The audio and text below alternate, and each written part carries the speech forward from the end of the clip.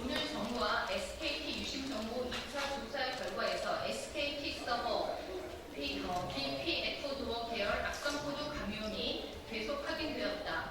특히 개인정보가 임시로 저장되는 서버에서 감염이 확인되었고 IABI 등 단말기 고유식별 번호가 일부 서버에서 임시 저장된 사실도 밝혀졌다. 통신사의 핵심 서버에 오래전에 침투한 사실도 확인되었다. 방화방 로고가 남아있는 4개월 기간에는 자료 유출이 없었음을 확인하였지만 그 이전은 유출 여부를 확인할 수 없다는 사실도 새롭게 밝혀졌다. 엄밀하게 말하면 4개월 이전의 유출 가능성도 완전 배제할 수 없는 셈이다. 특히 지난 연말 미국의 중국계 해킹 그룹 솔트 타이푼 침투 사례에서 미국 대통령 후보, 대통령 당선자 같은 정부 지도자의 통신 내역까지 해킹될 수 있다는 위험이 확인된 이상 이제 우리나라도 국가적, 총체적 대응 노력이 긴급하다. 정부는 조사 결과를 투명하게 공개하고 추가 피해 방지를 위해 통신사 및 플랫폼 기업과 협력하고 있으며 SKT의 경우 국민 피해를 예방할 수 있는 조치가 강구되고 있지만 이번 사태는 새로운 국가적 대응을 요구하고 있다. 이에 과학기술정보방송통신위원회 국민의힘 위원 1동은 정부와 SKT에 다음과 같이 요구합니다.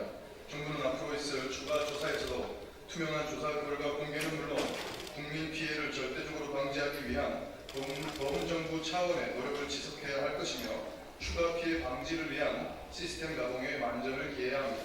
또한 SKT 해킹 사고와 유사한 통신사에 대한 해킹 사고가 작년 미국에서 보라이즌, AT&T 등에 벌어진 중국 해킹 그룹 솔트 타이푼을 통해 이루어졌음을 국회 청문회를 통해 확인했습니다. 이에 국민의힘 거방위 위원들은 사이버 안보 대응 체제의 질적 제고와 국가적 차원의 총력 대응이 필요함에 요청했습니다.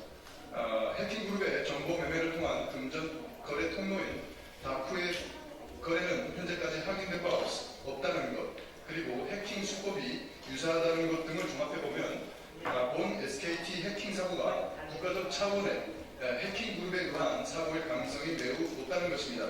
관련 신속한 사이버 테러 대응 체계 강화를 위해 민간 합동조사단은 적성국에 의한 해킹 가능성을 추적할 수 있는 조사를 전방위적으로 확대해야 합니다.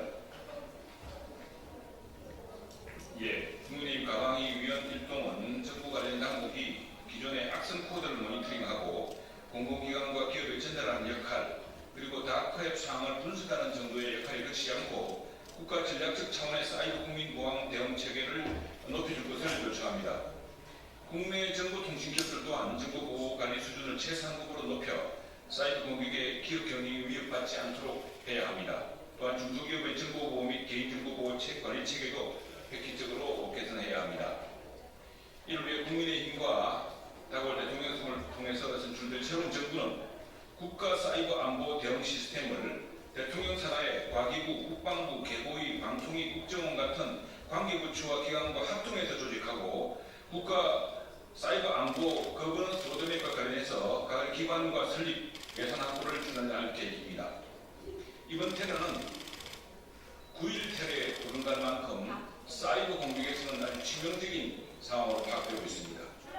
미국 의회가 9.1 테러 이후에 그동안 미국의 분산된 국가정보 시스템이 테러를 사전에 막지 못했다는 그런 교훈을 발판으로 국가정보국을 신설해서 테러 공격 전체를 관장했듯이 앞으로 우리나라에서도 사이버 공격과 사이버 테러를 방어하기 위한 국가 총력 체계가 절실합니다.